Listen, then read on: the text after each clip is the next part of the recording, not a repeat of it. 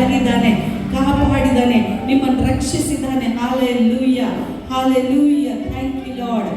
ಓ ರಬ ಶಿಖಲ ಮಾದ. ನಾವು ಒಂದು ಕ್ಷಣ ನಮ್ಮ ಕಣ್ಣುಗಳನ್ನು ಮುಚ್ಚಿಕೊಂಡು ನಮ್ಮ ಬಾಯಿಗಳನ್ನು ತೆರೆದುಕೊಂಡು ನಾವು ಕರ್ತನಿಗೆ ಸ್ತೋತ್ರವನ್ನು ಸಲ್ಲಿಸುವ. ಕರ್ತನ ಅದ್ಭುತವಾಗಿ ಕಾದು ಕಾಪಾಡಿದಕ್ಕಾಗಿ ಆತನಿಗೆ ಸ್ತೋತ್ರ ಸಲ್ಲಿಸುವ.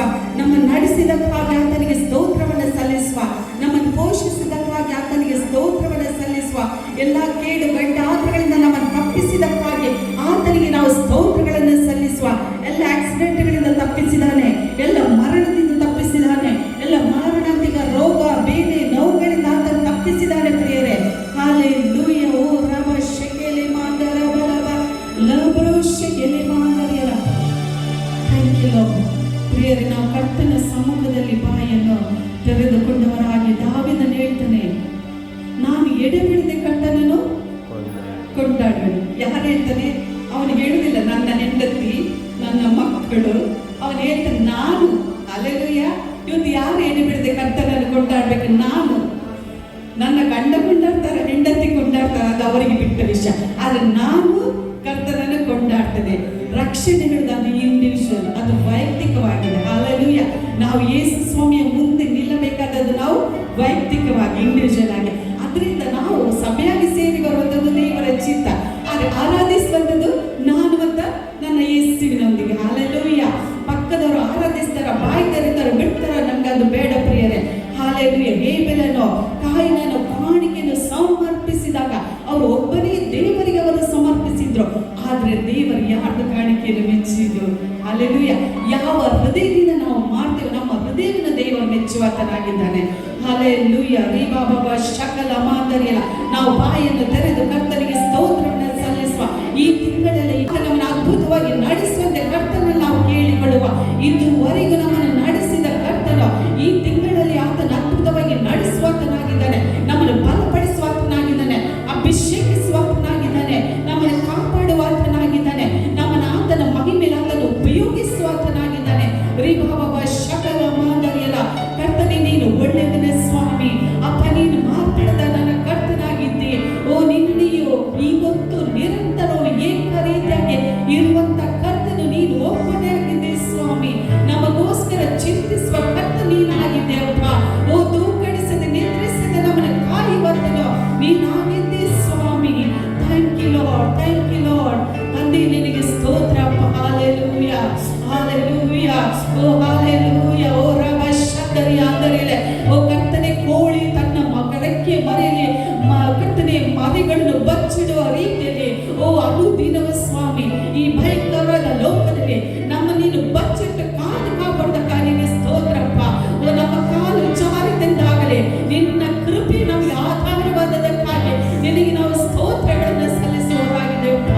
Thank you Jesus. Hallelujah, hallelujah. Thank you lord. ಎಷ್ಟು ಮಂದಿ ಆರಾಧನೆಗೆ ಸಿದ್ಧರಾಗಿದ್ದೀರಿ? ಹೇಳ್ರಿ, ನಾನು ಆರಾಧನೆಗಾಗಿ ಸಿದ್ಧನಾಗಿದ್ದೇನೆ, ಸಿದ್ಧಗಳಾಗಿದೆ. ನಾವು ಆರಾಧಿಸುವಾಗ ದೊಡ್ಡ ಜಯ, ದೊಡ್ಡ ಬಿಡುಗಡೆ, ದೊಡ್ಡ ಆಶೀರ್ವಾದ ನಮ್ಮ ಆರಾಧನೆಯಲ್ಲಿ ಶಕ್ತಿ ಇದೆ. ಹಾಲೆಲೂಯ. ಅದರಿಂದ ಹೇಳೋ ಮಹಿಮೆಯ ಅರಸನೇ, ನಾನು ನಿನ್ನನ್ನು ಆರಾಧಿಸಿದೆ, ನಾನು ನಿನ್ನನ್ನು ಕೊಂಡಾಡ್ತೇನೆ. ಯಾಕೆ? ನೀ ನನ್ನನ್ನು ರಕ್ಷಿಸಿದೆ, ನೀ ನನಗೆ ನಿತ್ಯ ಜೀವವನ್ನು ಕೊಟ್ಟಿದ್ದಿ, ನೀ ನನ್ನನ್ನು ಮರಣದಿಂದ ತಪ್ಪಿಸಿದೆ, ನೀ ನನ್ನನ್ನು ಜೀವಕ್ಕೆ ಸೇರಿಸಿದೆ. ಆತನಿಗೆ ನಾವು ಸ್ತೋತ್ರಗಳನ್ನು ಸಲ್ಲಿಸುವ. ಓ ನನ್ನ ಯೇಸು ಪರಿಶುದ್ಧನಾದ ಕರ್ತನಾಗಿದ್ದಾನೆ, ಆತನನ್ನು ಆರಾಧಿಸುವ ಪ್ರಿಯರೇ. Thank you lord. ಪಾಪದಿಂದ, ಶಾಪದಿಂದ, ರೋಗದಿಂದ, ಮರಣದಿಂದ ನಮ್ಮನ್ನು ಬಿಡುಗಡೆಗೊಳಿಸಿದ ಆತನನ್ನು, ಓ ಜೀವ ಸ್ವರೂಪನಾದ ನನ್ನ ತಂದೆಯನ್ನು ಆರಾಧಿಸುವ. Thank you lord.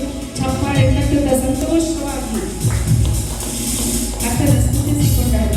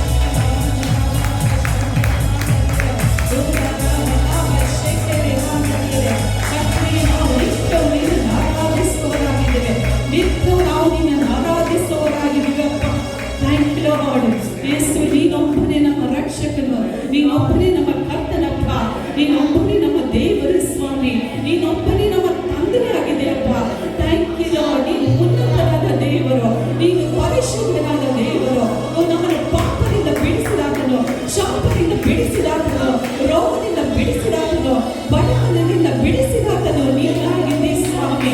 ನೀನು ನಮ್ಮ ಬಲವು, ನೀನು ನಮ್ಮ ಜಯವು, ನೀನು ನಮ್ಮ ಸರ್ವವೂ ಆಗಿದೆಯಪ್ಪ. Thank you lord, thank you Jesus. ನೀನು ಕೃಪೆಯ ಐಶ್ವರ್ಯವಂತನಾದ ಕರ್ತನಾಗಿದ್ದಿ ಸ್ವಾಮಿ.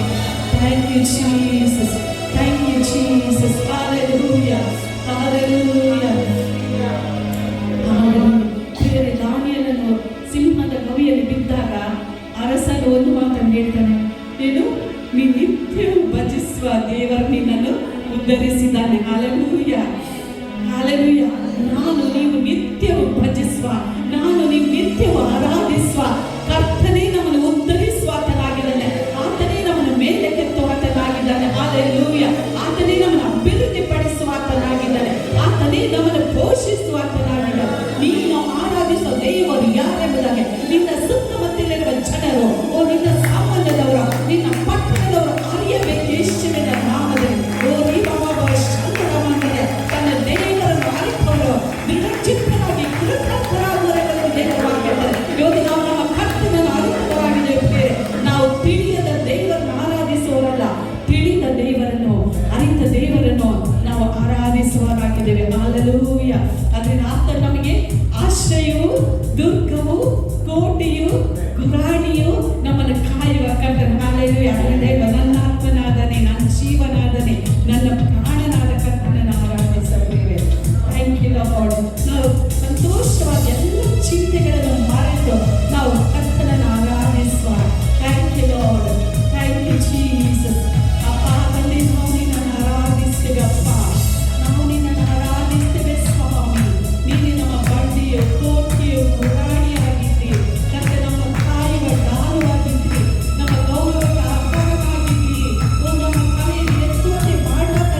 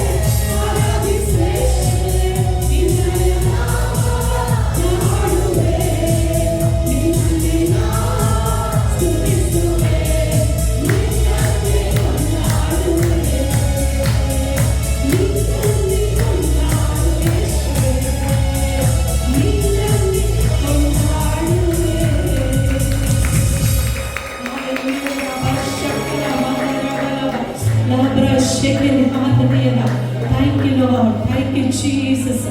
ತಂದೆ ನಿಮಗೆ ಸ್ತೋತ್ರ ಸ್ವಾಮಿ. ನಿಮ್ಮ ವೈರಿಗಳ ಮುಂದೆ ಆತ ನಿಮಗೋಸ್ಕರ ಔತಣವನ್ನು ಸಿದ್ಧಪಡಿಸಲಾಗಿದೆ. ಹಲ್ಲೆಲೂಯ.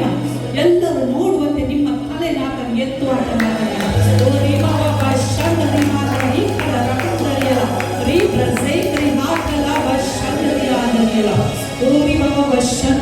ನಿಮ್ಮನ್ನು ಒಬ್ಬೊಬ್ಬರನ್ನು ನಿಮ್ಮನ್ನು ವೈಯಕ್ತಿಕವಾಗಿ ಕುಟುಂಬವಾಗಿ ಸಭೆಗೆ ಆತನ ಅದ್ಭುತವಾಗಿ ನಡೆಸುವಂತನಾಗಿದ್ದಾನೆ. ಆತನ ಅದ್ಭುತವಾಗಿ ನಡೆಸುವಂತನಾಗಿದ್ದಾನೆ. ಯೇಸುವಿನ ನಾಮದಲ್ಲಿ I declare in the name of Jesus. ಓ ವಿವಾಹವ ಶಬ್ದರಮ ನರಬಲ ಶಬ್ದರಿಯಲ್ಲ ಲೀಬ್ರ ಸೇಕ್ರ ಹೋತಲ ಮನವರಿಯಲ್ಲ. ಒಂದು ನಾವು ನೆನಪಿಡ್ಬೇಕು, ಮನುಷ್ಯರು ಏನ್ ಮಾಡ್ತಾರೆ ಗೊತ್ತಲ್ಲ? ಕಾಪಿ. ಏನ್ ಮಾಡ್ತಾರೆ ಮನುಷ್ಯರು? ಕಾಪಿ ಮಾಡೋದು. ಅದು ನಮ್ಮ ದೇವರು ಕಾಪಿ ಮಾಡುವ ದೇವರಲ್ಲ. ಹಲ್ಲೆಲೂಯ. ನಮ್ಮ ದೇವರು ಕಾಪಿ ಮಾಡುವ ದೇವರಲ್ಲ. ನಮ್ಮ ದೇವರು ರಿಪೀಟ್ ಮಾಡುವ ದೇವರಲ್ಲ. ಹಲ್ಲೆಲೂಯ. ನಮ್ಮ ದೇವರು ಏನೇ ಮಾಡಿದ ನಮ್ಮ ಜೀವಿತದಲ್ಲಿ ಆತನ ಹೊಸತನ್ನು ಮಾಡುವಂತನಾಗಿದೆ. ಆತನ ಹೊಸ ಕಾರ್ಯಗಳನ್ನು ಮಾಡುವಂತನಾಗಿದೆ. ಇಷ್ಟವರೆಗೆ ನೀವು ಮಾಡುವಂತ ಕಾರ್ಯಗಳು ಆತನು ಮಾಡುವಂತನಾಗಿದ್ದಾನೆ. ಹಲ್ಲೆಲೂಯ. ಆತನು ಮಾಡುವಂತನಾಗಿದ್ದಾನೆ. ಹಲ್ಲೆಲೂಯ. ಇದನ್ನು ನೀವು ನಂಬಿದ್ರೆ ನೀವು ದೇವರ ಮಹಿಮೆ ಈ ತಿಂಗಳಲ್ಲಿ ಕಾಣುವವರಾಗಿದ್ದೀರಿ. ದೇವರ ನಾಮದ ಮಹಿಮೆಯಲ್ಲಿ ದೊಡ್ಡ ಸಾಕ್ಷಿ ದೇವರು ನಿಮ್ಮ ಮೂಲಕ ಎಬ್ಬಿಸುವಂತನಾಗಿದ್ದಾರೆ. ನಿಮ್ಮನ್ನು ಸಾಕ್ಷಿಗಳಾಗಿ ಆತನು ಇಟ್ಟಿದ್ದಾನೆ. ಗುರುತುಗಳಾಗಿ ಚಿಹ್ನೆಗಳನ್ನು ಈ ಲೋಕಗಳಾಗಿ ಈ ಲೋಕದ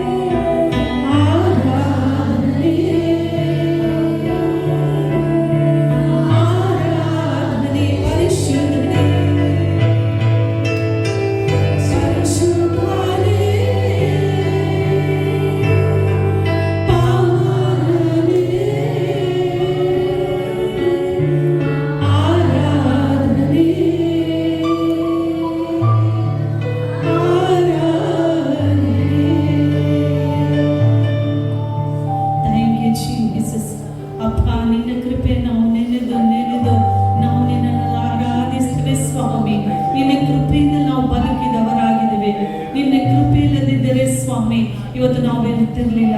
ಕರ್ತನೆ, ನಿನ್ನ ವಾಕ್ಯ ಹೇಳ್ತದಲ್ಲಪ್ಪ, ನಾವು ಉಳಿದಿರುವುದು ನಿನ್ನ ಕರುಣೆ, ನಾವು ಜೀವಿಸಿರುವುದು ನಿನ್ನ ಕೃಪೆ ಆಗಿದೆ ಸ್ವಾಮಿ. Thank you lord. ತಂದೆ, ನಿನಗೆ ಸ್ತೋತ್ರಪ್ಪ. ನಿನ್ನ ಕೃಪೆ ಒಬ್ಬೊಬ್ಬರನ್ನು ಆವರಿಸಿಕೊಂಡದಕ್ಕಾಗಿ ಸ್ತೋತ್ರ ಮಾಡ್ತೇವೆ ಸ್ವಾಮಿ. ಕರ್ತನೆ, ನೀನು ಒಳ್ಳೆಯವನು. ಎಲ್ಲ ಸಮಯಗಳಲ್ಲಿಯೋ ಎಲ್ಲ ಸಂದರ್ಭಗಳಲ್ಲಿಯೋ ನಾವು ನಿನಗೆ ಹೇಳೋರಾಗಿದ್ದೇವೆ, ನೀನು ಒಳ್ಳೆಯವನಾಗಿದೆ ಕರ್ತನೆ. ನೀನು ಒಳ್ಳೆಯ ತಂದೆಯಾಗಿದೆಯಪ್ಪ, ನಮಗೋಸ್ಕರ ಚಿಂತಿಸುವ ತಂದೆಯಾಗಿದೆ ಸ್ವಾಮಿ. Thank you father. ಕರ್ತನೆ, ಇವತ್ತಿನ ಸ್ತುತಿ ಆರಾಧನೆಯಲ್ಲಿ ನೀನು ಮಹಿಮೆಂದಿದ್ದಕ್ಕಾಗಿ ಸ್ತೋತ್ರಪ್ಪ. ಇಲ್ಲಿ ಬಂದಂತ ಪ್ರತಿಯೊಂದು ನಿನ್ನ ಮಕ್ಕಳಿಗಾಗಿ ಸ್ತೋತ್ರ. ಸಣ್ಣವರು ಮೊದಲುಗೊಂಡು ದೊಡ್ಡವರ ಪರ್ಯಂತರ ಪ್ರತಿಯೊಬ್ಬವರನ್ನು ನೀನು ಆಶೀರ್ವದಿಸಕ್ಕಾಗಿ ಸ್ತೋತ್ರಪ್ಪ. ಕರ್ತನೆ, ಇವರ ಆಶೀರ್ವಾದ ನಿಧಿಗಳಾಗಿರೋದಕ್ಕಾಗಿ ಸ್ತೋತ್ರ ಮಾಡ್ತೇವೆ. ಕರ್ತನೆ, ಇವರು ಜೀವಿಸಿದ ನಿನ್ನ ವಾಕ್ಯದಿಂದಲೇ, ಕರ್ತನೆ ನಿಂತಿರುವುದು ನಿನ್ನ ವಾಕ್ಯದಿಂದಲೇ, ಇವರು ಚಲಿಸುವುದು ನಿನ್ನ ವಾಕ್ಯದಿಂದಲೇ ಸ್ವಾಮಿ. Thank you lord. ಇದುವರೆಗೂ ನಡೆಸಿದ ಕರ್ತನೆ, ಇನ್ನು ಮುಂದೆ ನೀನು ನಡೆಸಿದಕ್ಕಾಗಿ ಸ್ತೋತ್ರ ಸಲ್ಲಿಸ್ತೇವಪ್ಪ. Thank you lord. 2 ತಿಂಗಳಲ್ಲಿ ಸ್ವಾಮಿ, ಜನವರಿ ಫೆಬ್ರವರಿ ತಿಂಗಳಲ್ಲಿ ಇದ್ದ ಹಾಗೆ ಈ ತಿಂಗಳಲ್ಲಿ ಇವರು ಇರುವುದಿಲ್ಲ ಸ್ವಾಮಿ. ಇವರು ಆರೋಗ್ಯದಲ್ಲಿ ಜೀವಿಸುವವರಾಗಿದ್ದಾರೆ, ಸಂತೋಷದಲ್ಲಿ ಜೀವಿಸುವವರಾಗಿದ್ದಾರೆ, ಸಮಾಧಾನದಲ್ಲಿ ಜೀವಿಸುವವರಾಗಿದ್ದಾರೆ, ವಾಕ್ಯದಲ್ಲಿ ಜೀವಿಸುವವರಾಗಿದ್ದಾರಪ್ಪ. Thank you father. ಕರ್ತನೆ, ನಿನಗೆ ಸ್ತೋತ್ರ ಸ್ವಾಮಿ. ಸ್ತೋತ್ರಪ್ಪ. ಇಂದು ಕಂಡ ಐಗುಪ್ತರನ್ನು, ಇಷ್ಟವರೆಗೆ ಕಂಡ ಐಗುಪ್ತರನ್ನು ಈ ತಿಂಗಳಲ್ಲಿ, ಈ ವರ್ಷದಲ್ಲಿ ಇವರು ಕಾಣುವುದಿಲ್ಲ ಯೇಸುವಿನ ನಾಮದಲ್ಲಿ. Thank you lord. ತಂದೆ, ನಿನಗೆ ಸ್ತೋತ್ರ ಸ್ವಾಮಿ. ಸ್ತೋತ್ರಪ್ಪ. ಕರ್ತನೆ, ನಿನಗೆ ಸ್ತೋತ್ರ ಸ್ವಾಮಿ. Thank you lord. ಕರ್ತನೆ, ನಿನ್ನ ವಾಕ್ಯವನ್ನು ಕೊಡುವಂತ ಪಾಸ್ಟರ್ ಅಲೆಕ್ಸಿಗಾಗಿ ಸ್ತೋತ್ರ. ಕರ್ತನೆ, ಅವರ ನೀನು ಹೆಚ್ಚಾಗಿ ನೀನು ಆಶೀರ್ವದಿಸಕ್ಕೆ ಸ್ತೋತ್ರ. ಹೊಸ ಬಲದಿಂದ, ಹೊಸ ಕೃಪೆಯಿಂದ, ಹೊಸ ಅಭಿಷೇಕದಿಂದ, ಹೊಸ ಪ್ರಕಟಣೆಯಿಂದ ಸ್ವಾಮಿ, ಹೊಸ ಜ್ಞಾನದಿಂದ ನೀನು ಅವರನ್ನು ತುಂಬಿಸಿದಕ್ಕಾಗಿ ಸ್ತೋತ್ರ ಮಾಡ್ತೇವೆ. ಇವತ್ತು ಅವರು ಕೊಡುವಂತ ವಾಕ್ಯದ ಸ್ವಾಮಿ ಕೇಳುವಂತ ನಮ್ಮ ಪ್ರತಿಯೊಬ್ಬರ ಹೃದಯದಲ್ಲಿ ಅದು ಕಾರ್ಯವನ್ನು ಮಾಡಲಿ, ಅದು ನಮ್ಮವರಲ್ಲಿ ಬಲವಾಗಿ ಕೆಲಸವನ್ನು ನಡೆಸ್ತದೆಂಬುದಾಗಿ ನೀನು ವಾಕ್ಯ ಹೇಳಿದಾಗೆ ಸ್ವಾಮಿ. ಕರ್ತನೆ, ವಾಕ್ಯ ಕಾರ್ಯವನ್ನು ಮಾಡಲಿಪ್ಪ. ಅವರ ನೀನು ಬಲಪಡಿಸಿ ಅಭಿಷೇಕಿಸಿ ನೀನು ನಡೆಸಿದಕ್ಕಾಗಿ ಸ್ತೋತ್ರ. ಅವರ ಬಾಯಿಗೆ ನೀನು ಬಾಯಾಗಿದ್ದುಕೊಂಡು ಕರ್ತನೆ ನೀನು ಮಾತನಾಡುವುದಕ್ಕಾಗಿ ಸ್ತೋತ್ರ ಮಾಡ್ತೇವೆ ಸ್ವಾಮಿ. ಇಲ್ಲಿ ಬಂದಂತ ಪ್ರತಿಯೊಬ್ಬರಿಗಾಗಿ ಸ್ತೋತ್ರಪ್ಪ. ಪಾಸ್ಟರ್ ಕುಟುಂಬಕ್ಕಾಗಿ ಸ್ತೋತ್ರ ಸ್ವಾಮಿ. ಬಂದಂತ ಪ್ರತಿಯೊಂದು ಮಕ್ಕಳಿಗಾಗಿಯೂ ನಿನಗೆ ನಾವು ಸ್ತೋತ್ರಗಳನ್ನು ಸಲ್ಲಿಸುವವರಾಗಿದ್ದೇವೆ. ನಮ್ಮ ಸಭೆಯ ಮಕ್ಕಳು ನಾವು ಯೇಸು ಕ್ರಿಸ್ತನ ನಾಮದಲ್ಲಿ ನಾವು ಬ್ಲೆಸ್ ಮಾಡ್ತೇವೆ ಸ್ವಾಮಿ. ನಾವು ಬ್ಲೆಸ್ ಮಾಡ್ತೇವೆ. ಇವರು ಎಲ್ಲೆಲ್ಲ ಹೋಗ್ತಾರೆ ಅಲ್ಲಿ ಆಶೀರ್ವಾದ, ಅಲ್ಲಿ ಸಮಾಧಾನ, ಅಲ್ಲಿ ಜೀವ, ಅಲ್ಲಿ ಸ್ವಸ್ಥತೆ, ಅಲ್ಲಿ ಆರೋಗ್ಯ ಸ್ವಾಮಿ. Thank you lord. ತಂದೆ, ಮುಂದಿನ ಎಲ್ಲ ಭಾಗವನ್ನು ನಿನ್ನ ಕೃಪಾಸ್ತಕ್ಕೆ ಒಪ್ಪಿಸಿಕೊಡ್ತಾ ಎಲ್ಲದರಲ್ಲಿಯೂ ಸ್ತುತಿ, ಸ್ತೋತ್ರ, ಘನಮಾನ, ಮಹಿಮೆ, ಗೌರವ ನಿನಗೊಬ್ಬರಿಗೆ ಸಲ್ಲಿಸ್ತೇವಪ್ಪ. ನಜರೇತಿನ ಯೇಸು ಕ್ರಿಸ್ತನ ನಾಮದಲ್ಲಿ ತಂದೆಯೇ, ಆಮೆನ್, ಆಮೆನ್, ಆಮೆನ್. ಆಶೀರ್ವಾದ ನಾನು ನಿಮಗೆ ಹೇಳಲಿಕ್ಕೆ ಇಷ್ಟಪಡ್ತೇನೆ. ನಾನು ನಂತರ ವಾಕ್ಯ ಮುಗಿಯುವುದರೊಳಗಾಗಿ ದೇವರ ವಾಕ್ಯದಲ್ಲಿ ಬರೆಯಲ್ಪಟ್ಟ ಎಲ್ಲ ಆಶೀರ್ವಾದ ಅದು ದೇವರು ನಿಮ್ಮ ಜೀವಿತದಲ್ಲಿ ಅದನ್ನು ಕೊಡುವವರಾಗಿದ್ದಾರೆ. ಹಲ್ಲೆಲೂಯಾ. ಕರ್ತನ ಮೇಜು ಒಂದು ಮರ್ಮವಾಗಿದೆ. ಹಲ್ಲೆಲೂಯಾ. ಅದೊಂದು ಮರ್ಮವಾಗಿದೆ. ಹಲ್ಲೆಲೂಯಾ. ಸೂಪರ್ ನ್ಯಾಚುರಲ್ ಶಕ್ತಿಯಿಂದ ಕೂಡಿದ ಒಂದು ಭೋಜನ ಇದಾಗಿದೆ. ಆಮೇಲೆ ಹಲ್ಲೆಲೂಯಾ. ಅಂದ್ರೆ ಕಮ್ಯುನಿಯನ್ ಅಂದ್ರೆ ಏನು? ಹಲ್ಲೆಲೂಯಾ. ಕರ್ತನ ಮೇಜು ಅಂದ್ರೆ ಏನಂತ ಹೇಳಿದ್ರೆ, ಅದು ಏನಂತ ಹೇಳಿದ್ರೆ ಅದು ಯೇಸುವಿನೊಂದಿಗೆ ಒಂದಾಗುವ ಒಂದು ಅದ್ಭುತವಾದ ಸಮಯವಾಗಿದೆ. Hallelujah. Communal is miracle of oneness with Jesus. ನಾವು ಕ್ರಿಸ್ತನೊಂದಿಗೆ ಐಕ್ಯವಾಗುವ ಒಂದು ಮಧುರವಾದ ಒಂದು ಸಂದರ್ಭವಾಗಿದೆ. ನಂಬ್ತೀರಿ ಅದನ್ನು? Praise the lord. ಹಲ್ಲೆಲೂಯಾ. ಕರ್ತನಿಗೆ ಸ್ತೋತ್ರವಾಗಲಿ. ಅದಕ್ಕೆ ಹೇಳುವುದು, ಈ ಭೋಜನವನ್ನು ಮಾಡುವಾಗ ನೀವು ನನ್ನನ್ನು ಪ್ರಸಿದ್ಧಪಡಿಸುತ್ತೀರಿ ಅಂತ. ಇವತ್ತು ನಾವು ಈ ಒಂದು ಕರ್ತನ ಮೇಜಿನಲ್ಲಿ ನಾವು ಪಾಲು ತೆಗೆದುಕೊಳ್ತಾ ಇದ್ದೇವೆ. ಕರ್ತನ ಮೇಜಿನಲ್ಲಿ ಪಾಲು ತೆಗೆದುಕೊಳ್ಳುವುದು ನಾವು ಪರಿಶುದ್ಧರಾದದ್ರಿಂದ ಅಲ್ಲ, ನಮ್ಮ ದೇವರು ಪರಿಶುದ್ಧನಾದದ್ರಿಂದ ಈ ಮೇಜಿನಲ್ಲಿ ನಾವು ಪಾಲು ತೆಗೆದುಕೊಳ್ತೇವೆ. ನಮಗೆಲ್ಲ ಕುಷ್ಠರೋಗಿಯ ಬಗ್ಗೆ ಗೊತ್ತುಂಟು. ಈ ಕುಷ್ಠರೋಗಿಯನ್ನು ಮುಟ್ಟಿದ್ರೆ ಏನಾಗ್ತಿತ್ತು? ಕುಷ್ಠ ಹರಡುತ್ತಿತ್ತು. ಹೌದು, ಪ್ರೈಸ್ ದಿ ಲಾರ್ಡ್.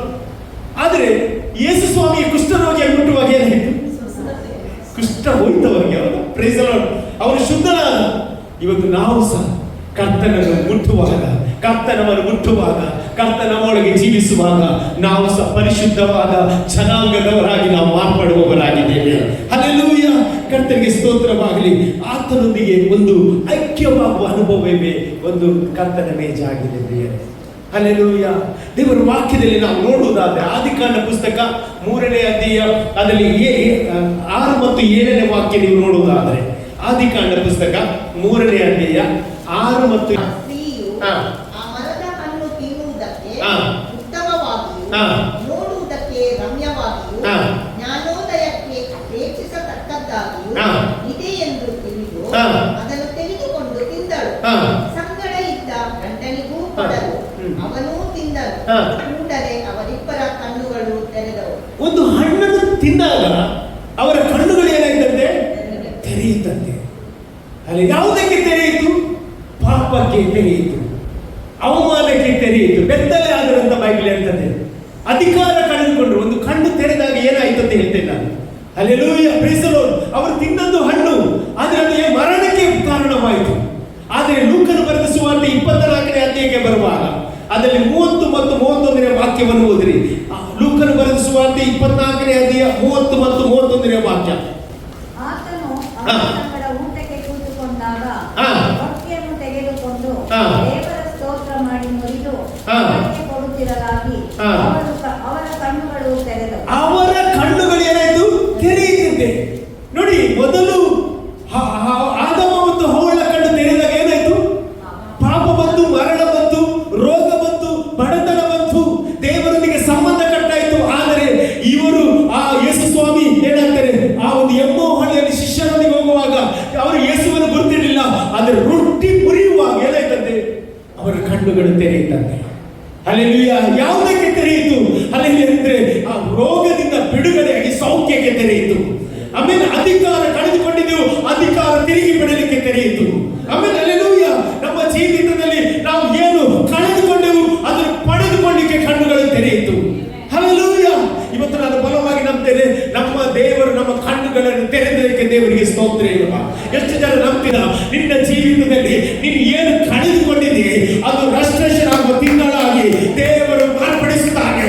ಹಲ್ಲೆಲೂಯಾ. ನಮ್ಮ ಕಣ್ಣು ಲೋಕದ ಕಡೆಗೆ ತೆರೆಯಬಾರದು, ನಮ್ಮ ಕಣ್ಣು ಕರ್ತನ ಕಡೆಗೆ ತೆರೆಯುವಾಗ ಅತಿಶಯವಾದ ಕಾರ್ಯಕರ್ತನ ಮಾಡುವವನಾಗಿದ್ದಾನೆ.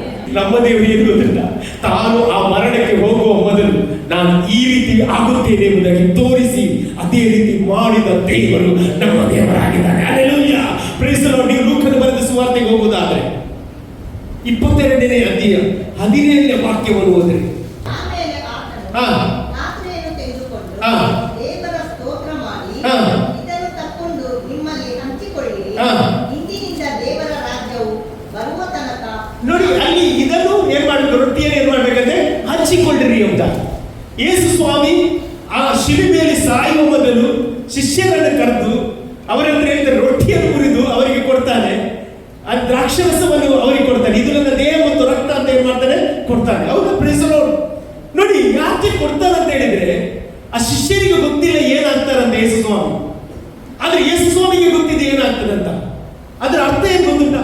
ನಾನು ಇನ್ನು ಮುಂದೆ ನಿಮ್ಮ ಜೊತೆ ಇರುವುದಿಲ್ಲ, ಆದರೆ ಈ ದೇಹ ಮತ್ತು ರಕ್ತ ಯಾರು ತೆಗೆದುಕೊಳ್ತಾರೆ ಅವನ ಜೊತೆ ನಾನು ರಿಲೇಶನ್ಶಿಪ್ ಇಡ್ತೇನೆ, ಅವನ ಜೊತೆ ನಾನು ಇರ್ತೇನೆ, ಅವನ ಜೊತೆ ನಾನು ಆದ್ಯತೆ ಇಡ್ತೇನೆ ಎಂಬುದಾಗಿ ಹೇಳುವುದಕ್ಕೋಸ್ಕರ ಯೇಸು ಸ್ವಾಮಿ ಈ ಕಾರ್ಯವನ್ನಲ್ಲಿ ಮಾಡ್ತಾ ಇದ್ದಾನೆ. ಆಮೇಲೆ ಹಲ್ಲೆಲೂಯಾ. ಹಾಗಾಗಿ ಈ ಒಂದು ಮೇಜು ಅದು ಸಾಧಾರಣವಾದ ಮೇಜು ಅಲ್ಲ ಪ್ರಿಯರೇ, ಇದೊಂದು ಪರಿಶುದ್ಧವಾದ ಮೇಜಾಗಿದೆ. ಇದು ತೆಗೆದುಕೊಳ್ಳುವಾಗ ಯೇಸು ನಮ್ಮಲ್ಲಿ ಜೀವವನ್ನು ಕೊಡುತ್ತಾನೆ. ಇದನ್ನು ತೆಗೆದುಕೊಳ್ಳುವಾಗ ಯೇಸು ನಮ್ಮಲ್ಲಿ ಇರ್ತಾನೆ, ನಾವು ಆತನಲ್ಲಿ ಇರ್ತೇವೆ. ಆಮೇಲೆ ಹಲ್ಲೆಲೂಯಾ. ದೇವರ ವಾಕ್ಯ 1 ಕೊರಿಂಥ ಪತ್ರಿಕೆಯಲ್ಲಿ ನೀವು ನೋಡುವುದಾದ್ರೆ ಅದರಲ್ಲಿ 10ನೇ ಅಧ್ಯಾಯ 16ನೇ ವಾಕ್ಯ ನೀವು ಗಮನಿಸುವುದಾದ್ರೆ ಅಲ್ಲಿ ರೊಟ್ಟಿಯ ಬಗ್ಗೆ ಅಲ್ಲಿ ವ್ಯಾಖ್ಯಾನ ಇರ್ತದ್ದು. 1 ಕೊರಿಂಥ 10:16.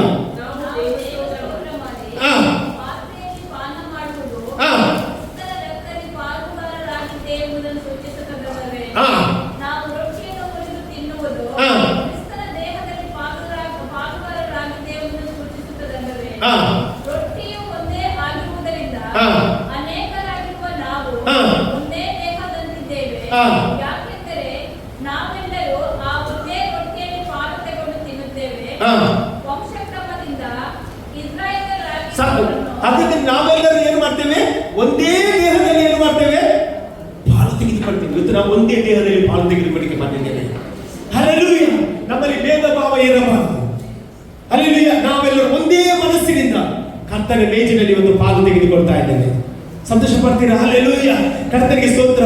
ನನ್ನ ದೇವರು ಭೇದ ಭಾವ ಮಾಡಲಿಲ್ಲ, ನನ್ನ ದೇವರು ಮೇಲು ಕೀಳು ಮಾಡಲಿಲ್ಲ. ಹಲ್ಲೆಲೂಯ, ನಮ್ಮ ದೇವರು ತನ್ನ ದೇಹವನ್ನು ಎಲ್ಲರಿಗೂ ಕೊಟ್ಟ. ಇವತ್ತು ಯಾರು ನಂಬ್ತಾರೆ ಅವರಿಗೆ ಇದನ್ನು ಕೊಡ್ತಾನೆ. ಹಲ್ಲೆಲೂಯ, ಇವತ್ತು ನಾವು ತೆಗೆದುಕೊಳ್ಳುವಾಗ ನಾವು ಒಂದು ತಿಳಿದುಕೊಳ್ಬೇಕು, ಕರ್ತನ ದೇಹವನ್ನು ನಾವು ತೆಗೆದುಕೊಳ್ಳುತ್ತೇವೆ. ಹಲ್ಲೆಲೂಯ, ನಾವು ನೋಡ್ತೇವೆ ಯೋಹಾನನ ಬರೆದ ಸುವಾರ್ತೆ 6ನೇ ಅಧ್ಯಾಯ 51ನೇ ವಾಕ್ಯದಲ್ಲಿ ಯೇಸು ಹೇಳ್ತಾನೆ, ಈ ರೊಟ್ಟಿ ಯಾರು, ಜೀವ ಕೊಡುವ ರೊಟ್ಟಿ ಯಾರು, ಅದು ನಾನೇ ಆಗಿದ್ದೇನೆ ಎಂಬುದಾಗಿ. ಅನೇಕರಾಗಿರುವ ನಾವು ಒಂದೇ ದೇಹದಂತಿದೆ ಎಂಬುದಾಗಿ ದೇವರ ವಾಕ್ಯ ಹೇಳ್ತಾರೆ. ದೇವರು ನಮ್ಮನ್ನು ಪ್ರೀತಿಸಿದ ಹಾಗೆ ನಾವು ಇತರನ್ನು ಪ್ರೀತಿಸಬೇಕು. ದೇವರು ನಮ್ಮನ್ನು ಕ್ಷಮಿಸಿದ ಹಾಗೆ ಇತರನ್ನು ನಾವು ಕ್ಷಮಿಸಬೇಕು. ಹೆಸರು ಹೇಳ್ತೇನೆ, ನಾನು ಕ್ಷಮಿಸ್ತೇನೆ. Praise the lord, hallelujah, praise the lord. ಇಲ್ಲದಿದ್ದರೆ ಈ ಒಂದು ಮೇಜು ತೆಗೆದುಕೊಳ್ಳಿಕ್ಕೆ ನಮಗೆ ಯಾವ ಅರ್ಹತೆ ಇಲ್ಲ. ಅದಕ್ಕೆ ಹೇಳುದು, ಈ ಮೇಜಿನಲ್ಲಿ ಪಾಲು ತೆಗೆದುಕೊಳ್ಳುವಾಗ ನಿಮ್ಮನ್ನು ನೀವು ಪರೀಕ್ಷೆ ಮಾಡಬೇಕು. Amen, hallelujah, praise the lord. ಇವತ್ತು ಯಾರ ಬಗ್ಗೆ ಏನೆಂದರೂ ಸಹ ನೀವು ಹೃದಯ ಅಂದರೆ, ದೇವರೇ ನಾನು ಅದನ್ನು ಮರೆತು ಬಿಟ್ಟಿದ್ದೇನೆ, ಹಲ್ಲೆಲೂಯಾ, ನಾನು ಶ್ರಮಿಸಿದ್ದೇನೆ, ನಿನ್ನ ದೇಹದಲ್ಲಿ ನಾನು ಪಾಲು ತೆಗೆದುಕೊಳ್ಳಿಕ್ಕೆ ಹೋಗ್ತಾ ಇದ್ದೇನೆ, ನಿನ್ನ ರೊಟ್ಟಿಯಲ್ಲಿ ನಾನು ಪಾಲು ತೆಗೆದುಕೊಳ್ಳಿಕ್ಕೆ ಹೋಗ್ತಾ ಇದ್ದೇನೆ.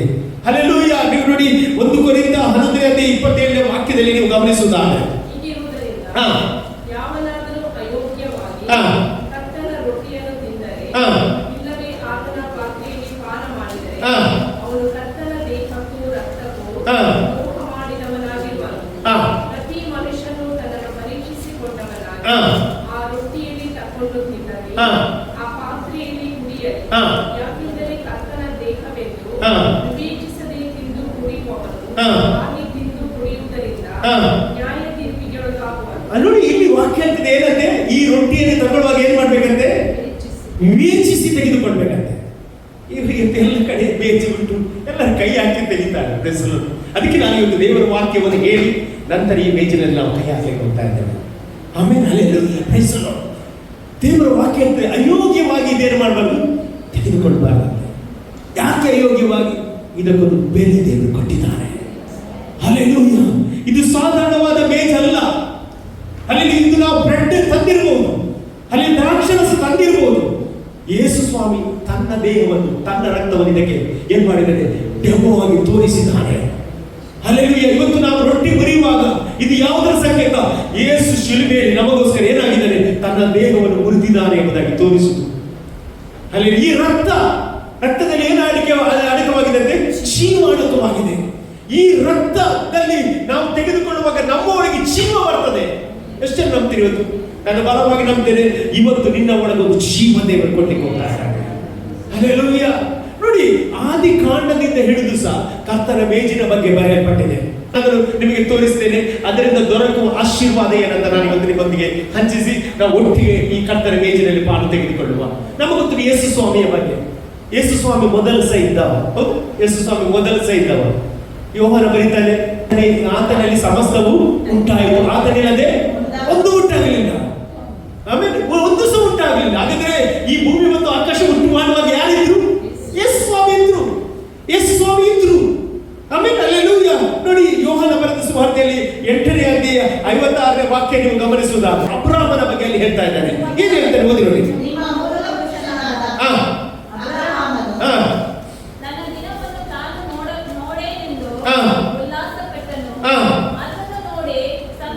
ಯಾರು ಸಂತೋಷ ಪಟ್ಟದಂತೆ? ಅಬ್ರಹಾಮ ಸಂತೋಷ ಪಟ್ಟಂತೆ. ಆಗ ಅಲ್ಲಿಂದ ಯೆಹೂದ್ಯನಿಗೆ ಇನ್ನೂ ಸಹ ಎಷ್ಟು ವರ್ಷ ಆಗಲಿಲ್ಲ? 50 ವರ್ಷ ಆಗಲಿಲ್ಲ. ನೀನು ಆಗಲೇ ಅವರ ನೋಡಿದೆ ಅಂತ ಹೇಳುವಾಗ ಎಷ್ಟು ಹೇಳ್ತಾರೆ? ಕಷ್ಟ ವಾಕ್ಯ ಓದಿರ್ತೀರಾ? ನಿನಗೆ ಇನ್ನೂ 50 ವರ್ಷವಾಗಿಲ್ಲ, ಅಬ್ರಹಾಮನನ್ನು ನೋಡಿದ್ದೀಯಾ ಅಂದಾಗ ಯೇಸು ನಿಮಗೆ ನಿಜ ನಿಜವಾಗಿ ಹೇಳುತ್ತೇನೆ, ಅಬ್ರಹಾಮನು ಹುಟ್ಟುವುದಕ್ಕಿಂತ ಮುಂಚಿನಿಂದಲೂ ನಾನು ಇದ್ದೇನೆ ಅಂದನು. ಯಾರು ಹುಟ್ಟುವುದಕ್ಕಿಂತ ಮುಂದೆ? ಅಬ್ರಹಾಮನು ಹುಟ್ಟುವುದಕ್ಕಿಂತ ಮುಂಚೆ ನಾನಿದ್ದೆ ಅಂತ ಸ್ವಾಮಿ ಹೇಳ್ತಾರೆ. ಆಮೇಲೆ ಹಾಗಾದ್ರೆ ಅಬ್ರಹಾಮನಿಗೆ ಮೊದಲು ಕಮ್ಯುನಿಯನ್ ತಕೊಂಡ ವ್ಯಕ್ತಿ ಯಾರು? ಹಳೆ ಒಡಂಬಡಿಕೆಯಲ್ಲಿ ಅಬ್ರಹಾಮ. ಹೌದು, ಕ್ರೈಸ್ತರು. ನೀವು ನೋಡಿ, ಆದಿಕಾಂಡ ಪುಸ್ತಕಕ್ಕೆ ಬರೋದಾದ್ರೆ 14ನೇ ಅಧ್ಯಾಯ 18ನೇ ವಾಕ್ಯ ಓದಿ ನೋಡಿ. ಆದಿಕಾಂಡ ಪುಸ್ತಕ 14ನೇ ಅಧ್ಯಾಯ 18ನೇ ವಾಕ್ಯ.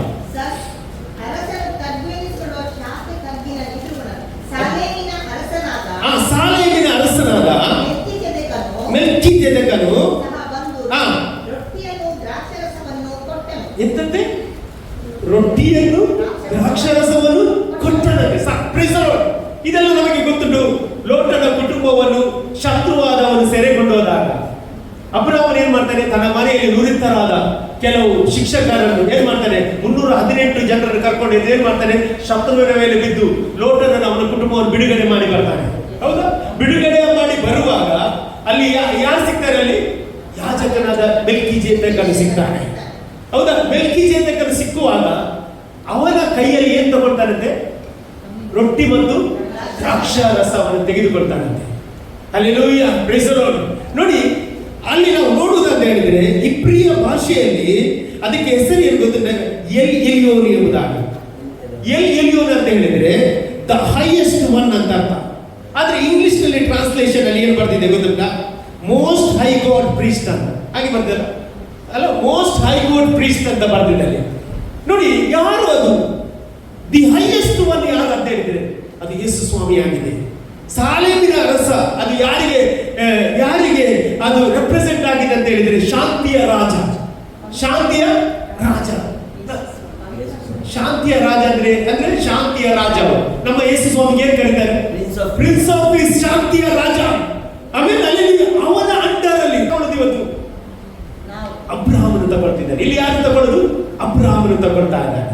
ಅಬ್ರಹಾಮ ತಗೊಂಡ ಮೇಲೆ ಏನಾಯ್ತು? ಓದಿರೋಣ, ಮುಂದಿನ ವಾಕ್ಯ ಓದಿರೋಣ.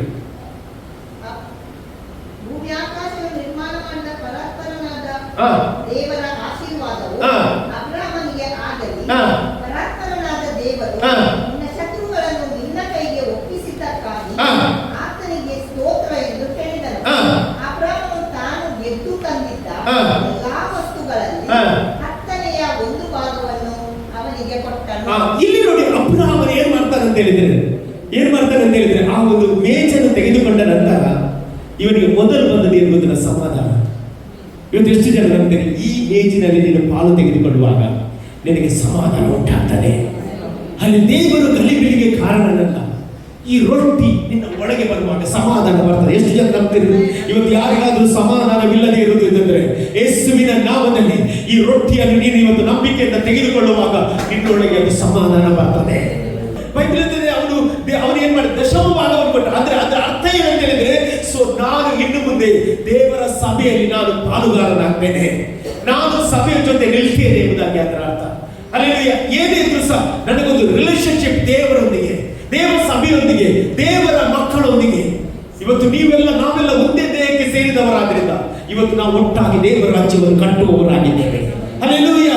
ಹಾಗಾದ್ರೆ ಒಂದನೇದಾಗಿ ಈ ಒಂದು ಕಮ್ಯುನಿಯನ್ ತಗೊಳ್ಳುವಾಗ ಏನಾಗ್ತದೆ ಅಂತ ಹೇಳಿದ್ರೆ ಸಮಾಧಾನ ಬರ್ತದೆ. ಹಲ್ಲೆಲೂಯಾ, ಸಮಾಧಾನ ಬರ್ತದೆ. ನಿಮ್ಮನ್ನ ಎಲ್ಲ ಶತ್ರು ಭಯ ಬಿಟ್ಟು ಹೋಗ್ತದೆ ಇವತ್ತಿನಿಂದ. ಹಲ್ಲೆಲೂಯಾ. ಅವನ ಶತ್ರುಗಳ ಏನ್ ಮಾಡಿದವನು? ನಾಶ ಮಾಡಿದಂತೆ. Hallelujah, praise the lord. ಇವತ್ತು ನಾನು ನಂಬ್ತೇನೆ, ನಿಮ್ಮ ಪರಿಸ್ಥಿತಿ ಏನೇ ಆಗಿದ್ರು ಸಹ ದೇವರು ಈ ಭೋಜನವನ್ನು ತೆಗೆದುಕೊಳ್ಳುವಾಗ ಅದನ್ನು ಬದಲಾಯಿಸುತ್ತಾನೆ ಎಂಬುದಾಗಿ ನಾನು ನಿಮ್ಮ ಮುಂದೆ ಹೇಳಲಿಕ್ಕೆ ಇಷ್ಟಪಡುವವನಾಗಿದ್ದೇನೆ. ಎರಡನೇದಾಗಿ ಆದಿಕಾಂಡ ಪುಸ್ತಕ 15ನೇ ಅಧ್ಯಾಯ 1ನೇ ವಾಕ್ಯದಲ್ಲಿ ನಾವು ನೋಡುವುದಾದರೆ, ಆದಿಕಾಂಡ ಪುಸ್ತಕ 15ನೇ ಅಧ್ಯಾಯ 1ನೇ ವಾಕ್ಯದಲ್ಲಿ ಅಬ್ರಹಾಮನು ಕಮ್ಯುನಿಯನ್ ತಗೊಂಡ ನಂತರ ಏನಾಯ್ತು ಅವನಿಗೆ? ಈ ಸಂಗತಿಗಳು ನಡೆದ ಮೇಲೆ ಅಬ್ರಹಾಮನಿಗೆ ದರ್ಶನದಲ್ಲಿ ಯೆಹೋವನ ವಾಕ್ಯ ಉಂಟಾಯಿತು. Amen, hallelujah. ಏನಾಯ್ತಂತೆ? ಕಮ್ಯುನಿಯನ್ ತಗೊಂಡ ಮೇಲೆ ಏನಾಯ್ತು? ಅಲ್ಲಿ ದರ್ಶನವಾಯಿತು, ವಾಕ್ಯ ಉಂಟಾಯಿತು. ಎಷ್ಟು ಜನ ಅಂತೀರಿ? ಇವತ್ತು ನಿನಗೆ ಕೆಲವೊಂದು ಉತ್ತರ ಸಿಗದಿದ್ರೆ ಈ ಕಮ್ಯುನಿಯನ್ ತಗೊಳ್ಳುವಾಗ ದೇವರಿಗೆ ಉತ್ತರ ಮಾಡ್ತದೆ. ಉತ್ತರ ಮಾಡ್ತದೆ. ಹಲ್ಲೆಲೂಯಾ. ದೇವರು ನಿಮ್ಮ ಜೊತೆ ಮಾತನಾಡ್ತಾನೆ. ನಿಮ್ಮ ಶರೀರದಲ್ಲಿ ಅವರು ವಾಸ ಮಾಡುವುದರಿಂದ ಯಾವಾಗಲೂ ನಿಮ್ಮೊಟ್ಟಿಗೆ ಒಂದು ರಿಲೇಶನ್ಶಿಪ್, ನಿಮ್ಮೊಂದಿಗೆ ಶಬ್ದದೊಂದಿಗೆ ಮಾತನಾಡಲಿಕ್ಕೆ ದೇವರು ಇಷ್ಟಪಡುತ್ತಾ ಇದ್ದಾನೆ. ಇನ್ನು ಮುಂದೆ ನೀನು ಸೈತಾನನ ಮಾತನ್ನು ಕೇಳುವುದಿಲ್ಲ, ಸೈತಾನನ ಶಬ್ದಕ್ಕೆ ಕೊನೆ ಆಗ್ತದೆ. ದೇವರ ಶಬ್ದವನ್ನು ನೀನು ಕೇಳಲಿಕ್ಕೆ ಹೋಗ್ತಿದ್ದೀಯ ಎಂಬುದಾಗಿ ಹೇಳಲಿಕ್ಕೆ ಇಷ್ಟಪಡ್ತಾ ಇದ್ದೇನೆ. ಹಲ್ಲೆಲೂಯಾ. ದೇವರ ವಾಕ್ಯ ಅಂತ ಉಂಟು. ಏನಂತ ಹೇಳಿದ್ರೆ ಆ ಒಂದು ಸಂದರ್ಭದಲ್ಲಿ ಅವನಿಗೆ ದೇವರಿಂದ ಉತ್ತರ ಬರ್ತಾ ಉಂಟು. ನಾನು ನಂಬ್ತಿರೋದು, ನೀವು ಈ ಒಂದು ಕಮ್ಯುನಿಯನ್ ಪಾಲು ತೆಗೆದುಕೊಳ್ಳುವಾಗ ದೇವರ ಶಬ್ದ ಕೇಳ್ತೀರಿ, ದರ್ಶನ ಕಾಣ್ತೀರಿ. ದೇವರು ಇದನ್ನು ನಿಮ್ಮ ಜೀವಿತದಲ್ಲಿ ಅದನ್ನು ಮಾಡ್ಲಿಕ್ಕೆ ಹೋಗ್ತಾ ಇದ್ದಾನೆ. ಅಲ್ಲಿ ಎರಡನೇದಾಗಿ ಅಬ್ರಹಾಮನ ಭಯವನ್ನು ದೇವರು ತೆಗೆದಾಕ್ತಾ ಇದ್ದಾನೆ. ಇವತ್ತು ನಿಮ್ಮ ಯಾವುದೇ ಭಯ ಇರುವುದಾದರೆ ಅಲ್ಲಿ ನಾನು ಹೇಳಲಿಕ್ಕೆ ಇಷ್ಟಪಡ್ತೇನೆ, ಈ ಒಂದು ಮೇಜಿನಲ್ಲಿ ಪಾಲು ತೆಗೆದುಕೊಳ್ಳುವಾಗ ನಿಮ್ಮ ಭಯ ದೇವರು ತೆಗೆದಾಕ್ತಾನೆ. ಏನ್ ಹೇಳಿದ ಅಬ್ರಹಾಮನಿಗೆ? ಮುಂದಿನ ವಾಕ್ಯ ಓದ್ರಿ. ಭಯಪಡಬೇಡ, ನಾನು ನಿನಗೆ ಗುರಾಣಿಯಾಗಿದ್ದೇನೆ. ಇಲ್ಲಿ ನೋಡಿ, ಅಬ್ರಹಾಮನಿಗೆ ದೇವರು ಹೇಳ್ತಾರೆ ಏನ್ ಮಾಡ್ಬೇಡಂತೆ? ಭಯಪಡಬೇಡ. ಇವತ್ತು ನೀವು ಯಾವುದಕ್ಕಾದ್ರೂ ಭಯ ಪಡ್ತಿದ್ದೀರ? ಅಲ್ಲಿ ಇವತ್ತು ಈ ಮೇಜು ತೆಗೆದುಕೊಳ್ಳುವಾಗ ನಿಮ್ಮ ಬಾಯಿಯಿಂದ ದೇವರು ಬಿಡುಗಡೆ ಮಾಡ್ತಾ ಇದ್ದಾನೆ. ಅಲ್ಲೆಲ್ಲೂಯ. ಮಕ್ಕಳ ಬಗ್ಗೆ ಭಯ ಉಂಟಾ? ಅಲ್ಲೆಲ್ಲೂಯ. ಫ್ಯೂಚರ್ ಬಗ್ಗೆ ಭಯ ಉಂಟಾ? ಅಲ್ಲೆಲ್ಲೂಯ. ಸೇವೆಯ ಬಗ್ಗೆ ಭಯ ಉಂಟಾ? ಅಲ್ಲೆಲ್ಲೂಯ. ಆರೋಗ್ಯದ ಬಗ್ಗೆ ಭಯ ಉಂಟಾ? ಇವತ್ತು ಆ ಭಯವನ್ನು ಬಿಟ್ಟು ಬಿಡ್ರಿ. ಯಾಕಂದ್ರೆ ಈ ಒಂದು ಬೇಸಿನಲ್ಲಿ ಪಾಲು ತೆಗೆದುಕೊಳ್ಳುವಾಗ ದೇವರು ಹೇಳ್ತಿದ್ದಾನೆ, ನೀನು ಭಯ ಪಡುವ ಅಗತ್ಯ ಇಲ್ಲ, ನಾನು ಎಲ್ಲವನ್ನು ನೋಡಿಕೊಳ್ಳುತ್ತೇನೆ, ನಾನು ಎಲ್ಲವನ್ನು ನೋಡಿಕೊಳ್ಳುತ್ತೇನೆ, ನಿನ್ನ ಚಿಂತಾಭಾರವನ್ನು ನನ್ನ ಮೇಲೆ ಹಾಕು. ಅಬ್ರಾಮನೇ ಭಯ ಪಡಬೇಡ ಎಂಬುದಾಗಿ ಹೇಳಿದ ಪ್ರಕಾರ ಇವತ್ತು ನೀವೊಂದು ಶಬ್ದ ಕೇಳ್ತೇನೆ, ನೀನು ಭಯ ಪಡಬೇಡ, ಅಲ್ಲಿ ನಾನು ನಿನ್ನ ಜೊತೆ ಇರ್ತೇನೆ ಎಂಬುದಾಗಿ. ಹಲ್ಲೆಲೂಯ.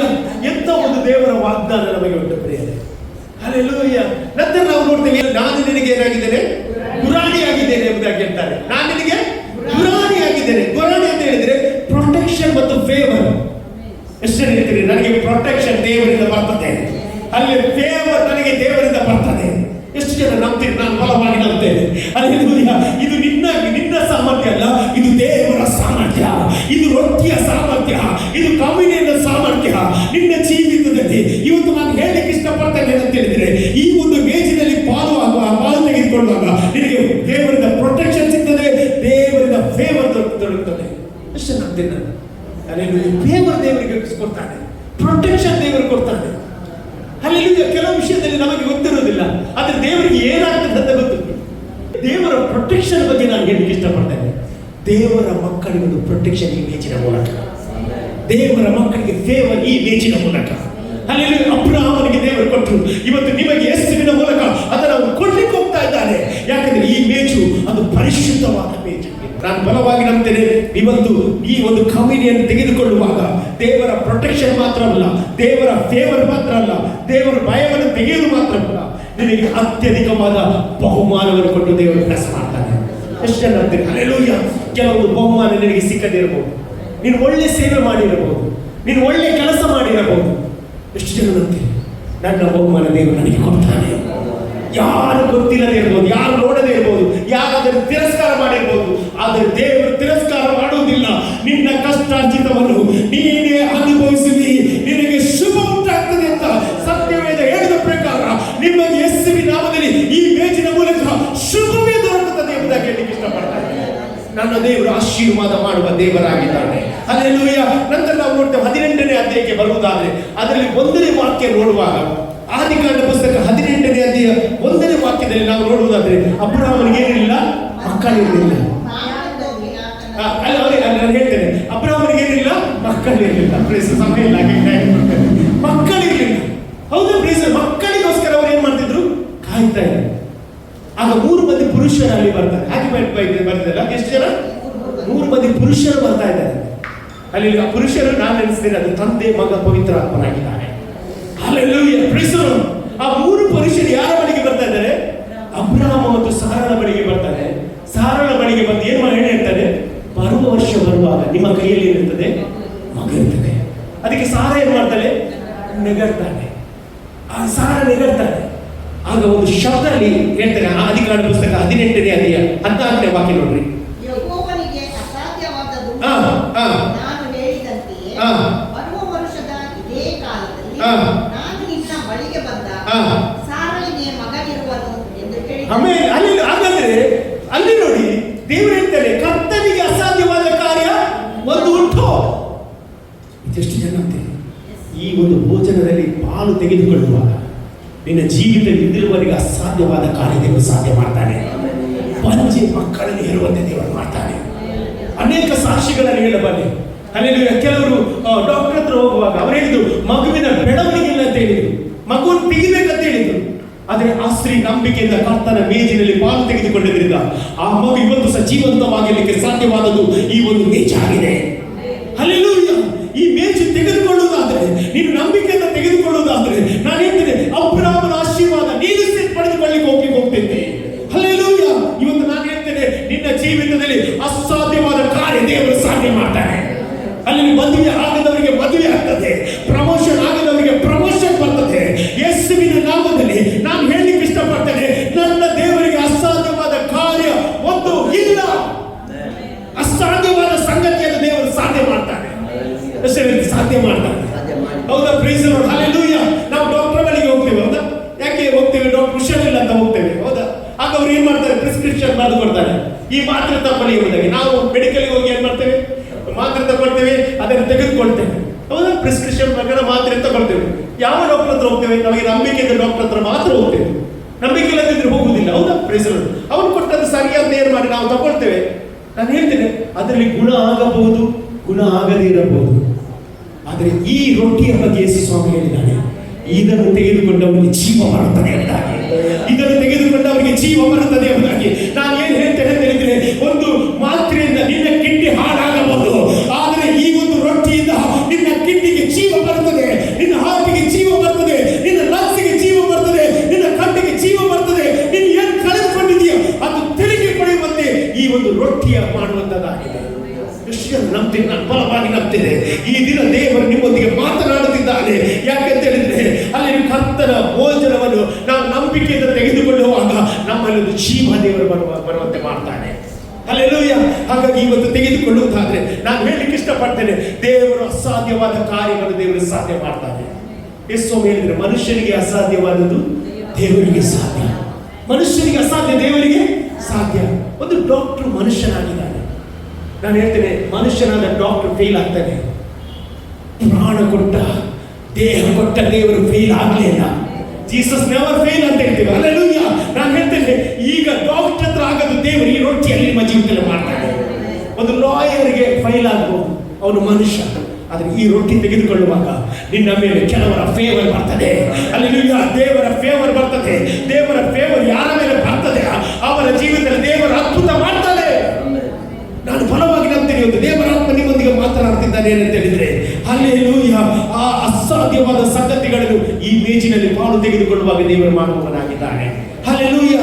ನಾವು ಯಾರಾಗಿದ್ದೇವೆ ಅಂತ ಹೇಳಿದ್ರೆ, ರೋಮಪುರದವರೆಗೆ ಬರೆದ ಪತ್ರಿಕೆ 14ನೇ ಅಧ್ಯಾಯ 8ನೇ ವಾಕ್ಯ ಓದ್ರಿ. ನಾವು ಬದುಕಿದರೆ ಕರ್ತನಿಗೋಸ್ಕರ ಬದುಕುತ್ತೇವೆ, ಸತ್ತರೆ ಕರ್ತನಿಗೋಸ್ಕರ ಸಾಯುವೆವು. ಬದುಕಿದರೂ ಸತ್ತರು ನಾವು ಕರ್ತನವರೇ. ಯಾಕೆಂದರೆ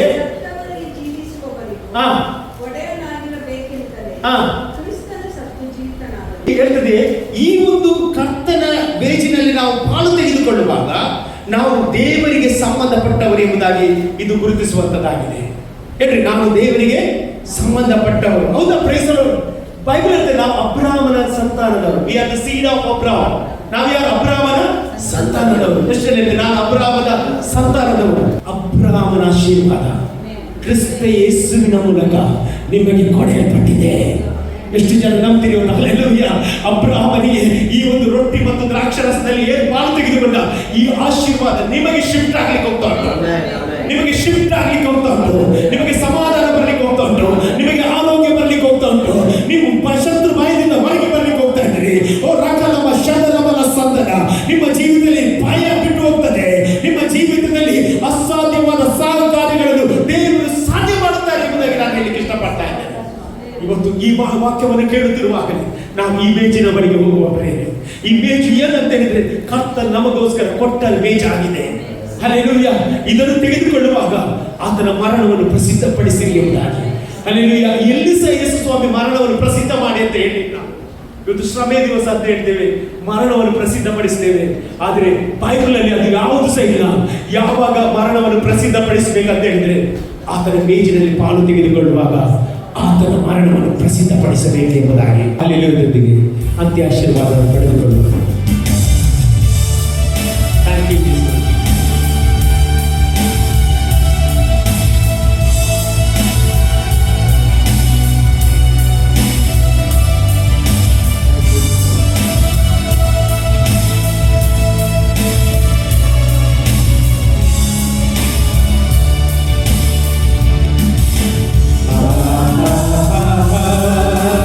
Hallelujah.